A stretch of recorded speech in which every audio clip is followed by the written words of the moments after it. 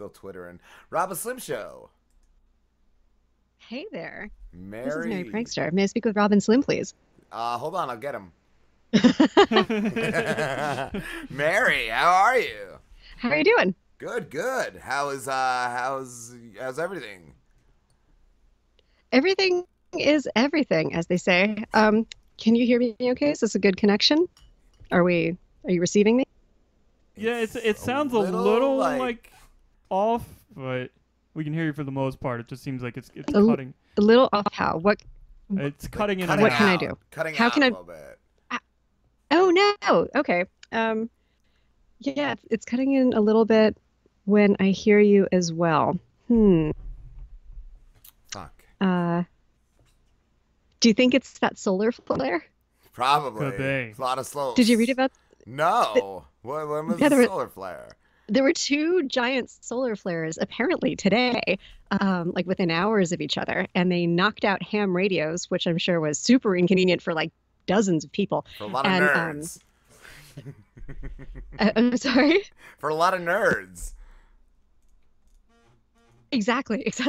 I mean, I'm not worried that they can hear us because they're probably still trying to get back online. But yeah, apparently there was a massive solar flare. So maybe that's it. Maybe it's just messing with my Wi-Fi. Wow. Sorry, fellas. No, it's all your fault. I'm just going to go ahead and blame the sun. When in doubt, blame the sun. Yeah, I blame Satan. Yeah. Satan and the sun. Always. So how has the show been so far? It's been- I just set up the rig and like just sat down. It's been Has good. it been going all right? It's Was tonight one for the ages? Yeah, it's been a show. It hasn't been one of our epic shows, but it's been a great show. It's a great show. Still there? Awesome. Very- Did it just turn epic?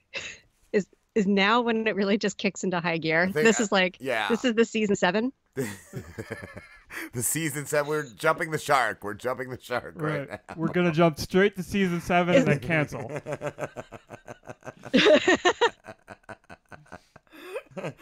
So I have to ask you, how did you hear about me and why did you get in touch? Because even for obscure people, I'm pretty obscure. You're pretty I obscure. am dying to know. Oh my god. I've been way into like Ron and Fez and Opie and Anthony for the longest time, and on their channel, like I don't know, like probably like 15 years ago, one of the guys had a show. His name is Perry Farrell, I think, or no, Perry Noyd, and he ended his show with one of your songs. I was like, what the fuck is that song? I love that. And then I looked it up, and it was Mercyfuck.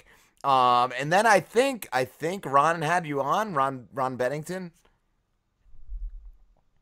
Okay. Does that ring a bell? Ron and Fez? This would have been like over 10 years ago, right? Yeah. At least. Okay. And then I saw Right. when I was Yeah, doing yeah. when I This was is doing going show prep, you haven't been doing you haven't had a CD, have you still been performing live? No, I haven't. I have not played live since 2005. Well, actually, that's not true. I did a farewell tour in 2005, but then there was one last secret show at Davis and Elkins College in Elkins, West Virginia. Wow. I'm sure you're familiar with it. Very. I frequent it regularly. Of course, I know. Now it just sounds like I'm name dropping. But it was Bragger. this show that had gotten booked. It was just sort of like this out of left field thing. And it was put on by the college's student literary magazine. And they asked me to come out. So it was like a 7.5 hour drive out in the windy West Virginia mountains to go to this little tiny college. And they had this show in an old ice house. So it's like this stone house. And the opening act that they had were college students reading their poetry. And it was just awesome. Cool. It was like one of the best show experiences. It really, really was. And that was like after the whole farewell tour and everything, that there was just this one last little thing. It was very intimate and just kind of getting to listen to college kids bare their souls in this old ice house was very nice. But yeah, so it's been 11 years. Wow. Yeah, that's why I hadn't realized. Like, I think I picked up, was it Lemonade Live? Mm-hmm. back in the day, and like I just figured you'd constantly been touring, constantly been doing stuff, and then yeah, like I said, when I did the guest prep, I saw that you haven't had a CD in a while. Yeah. It's amazing. Like on the internet, things are eternal. Like everything lives forever. So even if one is not playing out, like people can still like sort of find their way to it. So I was tickled that you reached out. I thought that was really great. Yeah. Thank you. What have you been doing any other like musical projects? Okay, so there's been some sort of neat stuff like relatively lately. I got in touch. This kind of goes along with the idea of things being eternal on the internet. So last October or November, these folks from the drama department at Ohio University reached out to me because they were doing a production of a play by Monica Byrne. She's a sci-fi writer. She's a novelist. She's a playwright, called What Every Girl Should Know, loosely based on the biography of Margaret Sanger. And they were putting on this play, and there's a musical portion of it. And they asked if they could use songs from my albums as part of this music. And it was so neat. It was just such a cool idea. So of course I was like, absolutely. And they invited me to come out. So last November I went to see this thing, and the students just did a bang up job. It was a really terrific production. I got to meet the playwright, which was also super. And as I'm sitting in the audience during like, and I kept thinking like, how on earth are you going to use this music in a play? And there was like a sort of dance portion that was all choreographed, and all of a sudden like these Mercyfuck and Tits and Whiskey and Mac and Cheese and all of these songs, they had like made a medley of them, and they're dancing around the stage to them, and I got totally verklempt. I'm like sitting there with wet eyes because these girls were like, they were the same age that I was when I was living in my parents' basement writing these songs, and it was just like this very touching moment for me. Wow. So yeah, right? I mean, to think that anything that you do ever in your life would be in any way like appreciated by anyone is just massive. That's and then like awesome. to think when you're 18 and you're like writing this song and you're in your mom's basement and you're like, yeah, fuck the man. And that someday somebody would give a damn about it and then like put it in a play and you could live to see that day. Yeah. It was amazing. That's and cool. then there was like a cast party afterwards. Yeah, and so I got to talk with these just incredibly like interesting and with it and cool and smart young women who are much more like interesting, with it, cool, or smart than I ever was at that age. And they were just like so together and great. And it was just a wonderful experience. Well, did you So that was really kind of write recently. Tits and Whiskey just to be obnoxious? When I looked you up, it said you wrote that just to be the most obnoxious song ever. Yes. I gave it my level best. I did my best. I don't know that I could really reach higher than that. But it got where I wanted it to be. It got you on regular radio, correct? Like FM? It did. It was that was the one song that when I was making that album, I was just like, oh, it's got to be first because it makes a statement. It's awesome and it's also hilarious. Yes. And like my sort of management and folks at the time were just like, no, you can't do that. It needs to be something more commercial. And I was like, no way, man. If I'm doing it my way. Because of course, again, I'm living in a basement and I'm thinking like, this is the only thing I'm ever going to do. So I'm just going to do it like to the extent that I can do it. Yeah. And and that was the one that my friends were just like, yeah, it's hilarious. It'll never get played on the radio, but it's hilarious. So fast forward, smash cut too.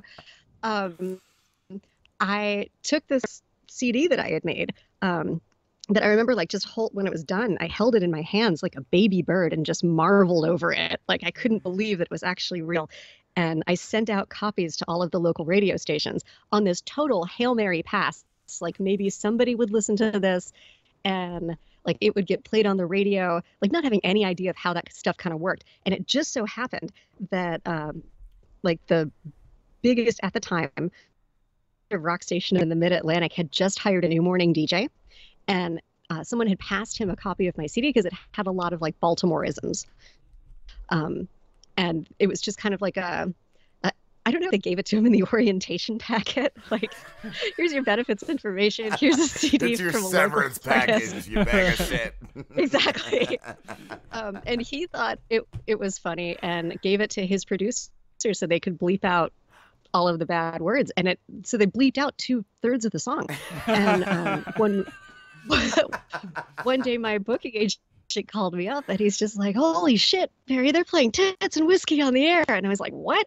And he said, they've been playing it all week. Like, get up in the morning and listen to it. And I was like, in the morning? And he's like, what? Is this a problem for you? So I did. I got up in the morning and I listened to it and he was just like, and they couldn't say tits on the air. No. Because of FCC regulations. So he was just like, and ladies and gentlemen, once again, it's Mary Prankster with bleeps and whiskey. Wow. And the intro kicked in and yes. So, I mean. See, I thought you could say like again, tits on the regular radio, but you couldn't say I'm going to fuck you. Like I'm going to jizz on your tits, but you can say tits. Like I always thought that was the rule. You can say anything. Yeah. No. The whole thing was bleeped out. And it was roaringly funny.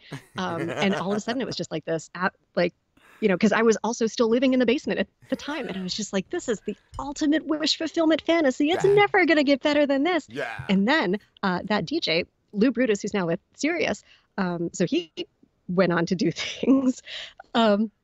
He got in touch with my agent and he was just like, you know, does she want to come in and be on the morning show? And again, this was like the biggest alternative station in the whole mid-Atlantic. I couldn't believe it. It was the station that I listened to.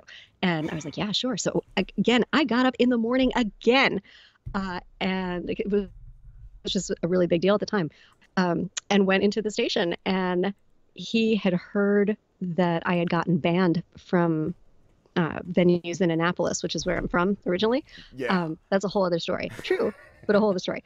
So he'd heard that I was banned in my hometown and he decided that that was just, you know, terrible. So unbeknownst to me, they had put together a Mary Prankster rest stop tour. Yes. And they said, so every morning this week, we're going to send you to a different location and we're going to tell people where it is. And the WHFS van's going to be there giving away like concert tickets and stuff. And again, I'm sitting there just stunned. I can't believe this is happening. And so they did. So every day for the rest of the week in the morning, they would say, and Mary Prankster's on the rest stop tour.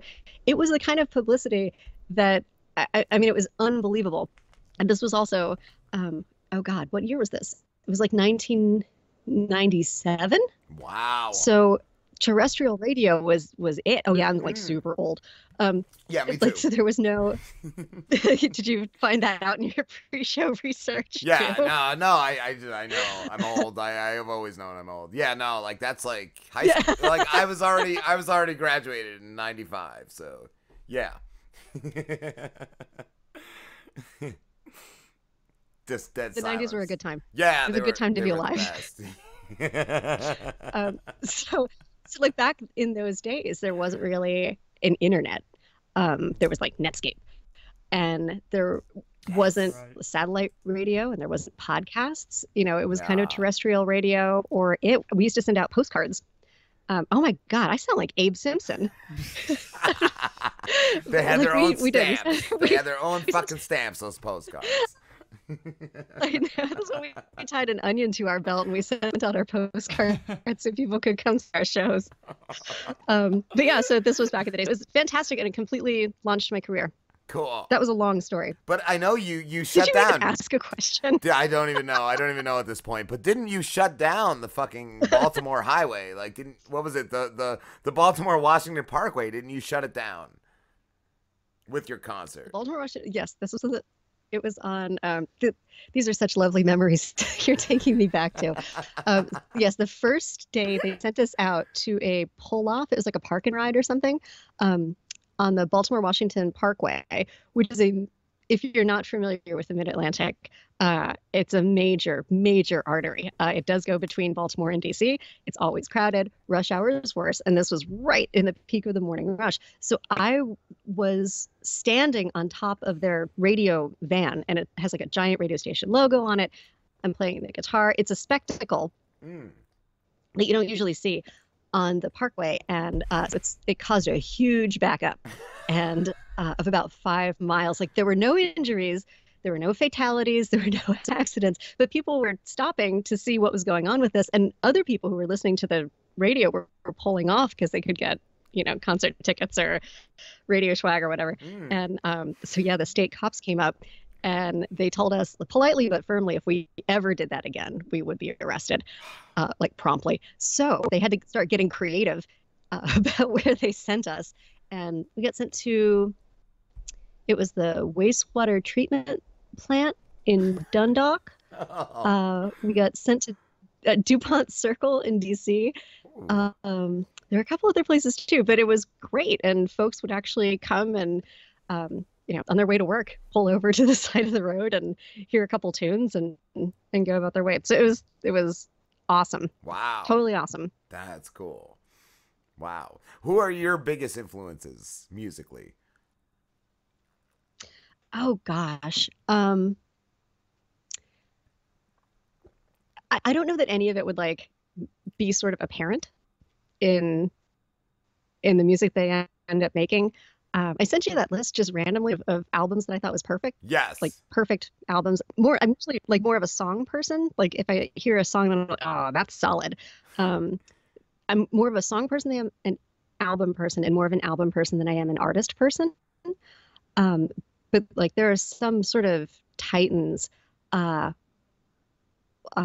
Becker passing this week was just really sad because I'm a big Steely Dan fan. Yeah. I think their production is just drop dead perfect. I really like Devo. I think they're just super creative and interesting. Everything I learned about like counter melody came directly from Adam Ant. Adam Ant, wow. And that's also coming back. I'm totally dating myself. I'm trying to think of like what I listen to when I just listen to stuff for myself. Like who would be influential? Like I really like songwriters. Amy Mann, Suzanne Vega, Kirsty MacColl was pretty terrific. XTC, like just for songwriting, they're all really great. And there's some dynamite lyricists. You know who's an underrated lyricist? Neil Peart from Rush. Okay. Yeah. You know who I'm talking about? Yes. Okay. Like if you go to a Rush concert, you'll see like the first, 15 rows of guys playing air drums.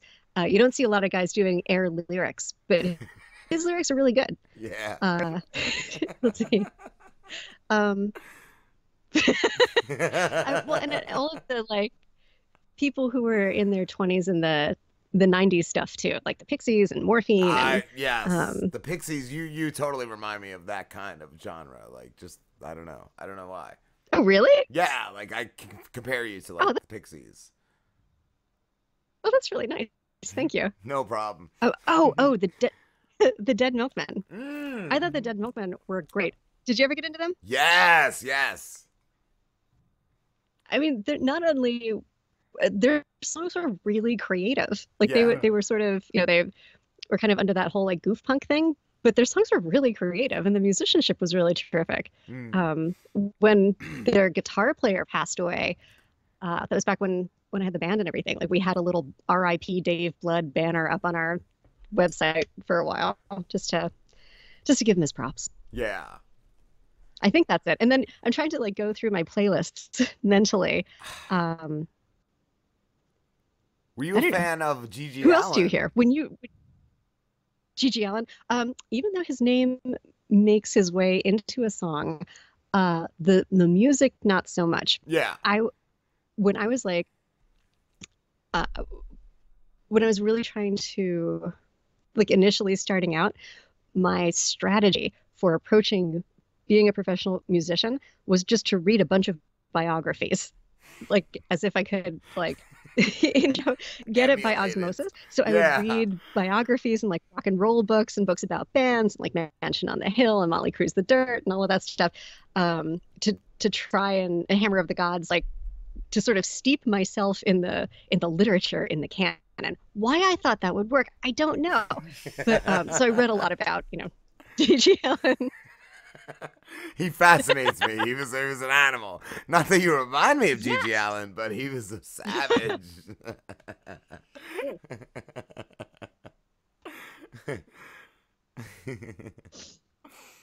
Wow. But yeah, the Pixies is what I else do you really think about when I hear your music. Oh my goodness. Okay. Well, see, now I can die happy. Die happy? That's totally awesome. I got to see them. I saw them twice. The first time they opened for Love and Rockets, so like a really long time ago. Oh no, I saw them 3 times. The second time I just remember them playing the UK mixed version of Wave of Mutilation. I was like, no, this should be faster. And then the third time was on like their first reunion show. And that was incredible. That was like seeing a unicorn. That was just like, the Pixies had broken up. Yeah. You'll never see them again. Thank goodness I got to see them. And all it's like, you can see them again. Like, aha! So it was really exciting. I got to see Devo in Central Park, too. Same thing. Same sort of like unicorn experience. Come back tour. Yeah. And you Yes, you it was toured exciting. you toured with They Might Be Giants, correct? I'm sorry, I missed that. I toured with who? They Might Be Giants? Tour, no. It was one show. Oh, I got to play okay. one show at the 930 Club in DC. But that place is like rock and roll Valhalla. So, anybody that gets to play there in any capacity, that again is like a rock and roll wish fulfillment fantasy. And I Cool. loved They Might Be Giants. Yeah, I thought their they're Lincoln amazing. is just about a perfect album too. Yeah, nice. Mary, we're getting close to ending this, but could you perform for us? I would love to. First, I just plug 2 things real quick. Okay. First thing is I got an email today from CD Baby, and they said that if people go to their store and buy stuff, like download stuff, between September 11th and 15th, they're going to donate the net proceeds to Hurricane Harvey relief. And so my stuff is up there. So if anybody hears this song or here's stuff after this that I've done and they decide, I must own that. And, that's a perfectly natural reaction. So don't get scared. Try to do it from the CD Baby store between September 11th and 15th, because then it would go toward a good cause. Cool. And the second thing is I have an announcement to make, but I can't make it yet because it got pushed back. So I'm going to make a meta announcement that I'll be announcing something on September 18th. And I'll get in touch with you guys as well for ways to publicize that, because I'm a Luddite and I don't know how to do that. But yeah, let me play you a song. Cool, thank you. All right, so this is a song that brought us together and has brought so many, many people together. This is the greatest love song ever written, and it's called Mercyfuck.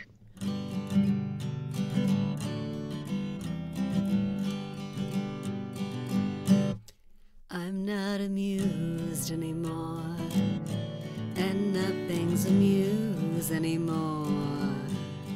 I sing of love and of hate, but I'm just masturbating my soul. And I don't wanna live anymore, and I don't wanna give anymore. If I fawn, if I flirt, I just keep getting hurt, and it's taking its toll. I wish I could fuck all my sorrow away, and fuck till the dawn of the next fucking day. Fuck the chorus and verse, fuck the pain getting worse, fuck it all till I burn. I wish I could fuck all of you till you see I'm the worst fuck up in all history. Fuck your image and mine, fuck your limp Valentine, fuck it all till I learn. I'm not a kid anymore, I don't know what I did anymore. But on every damn pass, karma bushwhacks my ass and I get it all back. And I don't wanna move anymore, I've got nothing to prove anymore. If I run, if I sit, still it all turns to shit, then it turns to attack. I wish I could fuck all my sorrow away, and fuck till the dawn of the next fucking day. Fuck the chorus and verse, fuck the pain getting worse, fuck it all till I burn. wish I could fuck all of you till you see I'm the worst fuck up in all history. Fuck your image and mine, fuck your limp Valentine, fuck it all till I learn. I wish I could fuck all the memory I keep. Fuck the next 10 years and just go to sleep. I'm fucked if I do and I'm fucked if I say. I'm fucked if I don't, so I'm fucked anyway. I wish I could fuck all of you till you see I don't need your mercy, fuck sympathy. Fuck your words and your prayers. Fuck your stares and my cares. Fuck it all till I live.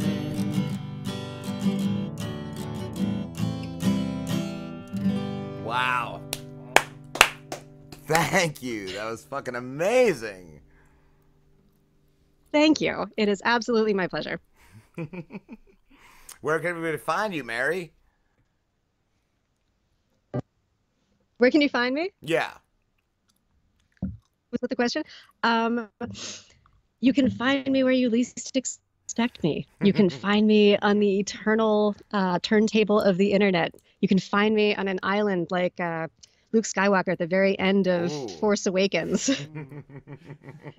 You can find me when you most need me. All right. And I will rise like Merlin and come back. Oh, those are Or sort of also, the best plugs ever. Mary Prankster. Is that the question? No, maryprankster.com is a good place. That hasn't been updated in a long time, but I'm there. And allegedly, I have a Twitter and an Instagram. But I should probably pay more attention to that stuff. Thank you so much for talking to us. Thanks for having me, guys. Rock and roll forever. Rock and roll. Have a good one. Bye-bye. Later. Wow, she was really cool. So cool.